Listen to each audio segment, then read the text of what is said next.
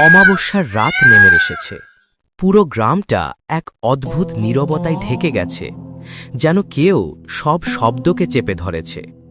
দূরের জঙ্গলে হঠাৎই কেমন অস্বাভাবিক অন্ধকার ছড়াচ্ছে। গ্রামের বয়স্করা বলতো, এই রাতে শ্মশানের আগুনও কাঁপতে ভয় পায়। দিদি, তুমি কি ওই পাহাড়ের দিকে আলোটা দেখেছ?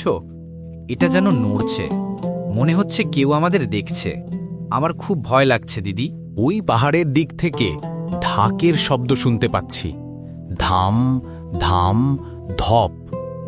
এই সময় ঢাক বাজানোর কথা নয়, এটা কোনো সাধারণ ব্যাপার না। হয়তো কোনো পিশাচ বা ছায়ার ডাক। অমাবস্যার রাতে এগুলো বেরোয় বলে শুনেছি। গ্রামে বাচ্চাদের ঘরে ঢুকিয়ে দাও, আজ বাইরে থাকা বিপজ্জনক। সবাই শোনো, আজকের রাত সাধারণ নয়।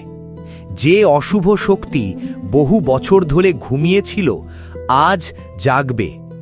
কালীমায়ের মন্দিরে সবাই জড়ো হও, মা ছাড়া কেউ আমাদের রক্ষা করতে পারবে না। গ্রামবাসীরা ভয় আর আতঙ্কে ছুটে পুরনো শ্মশানের পাশের কালী মন্দিরে গেল। মন্দিরের ভেতর অদ্ভুত ঠান্ডা, যেন কেউ নিঃশ্বাস ফেলেও শব্দ করছে না। পুরোহিত মশালে আগুন ধরাতে গেলেই আগুন দুবার নিভে গেল। পুরোহিত কাকা, মন্দিরের ভেতরের আলো নিজে নিজে নিভে গেল কেন? এটা কি কোনো অশুভের নিশানি?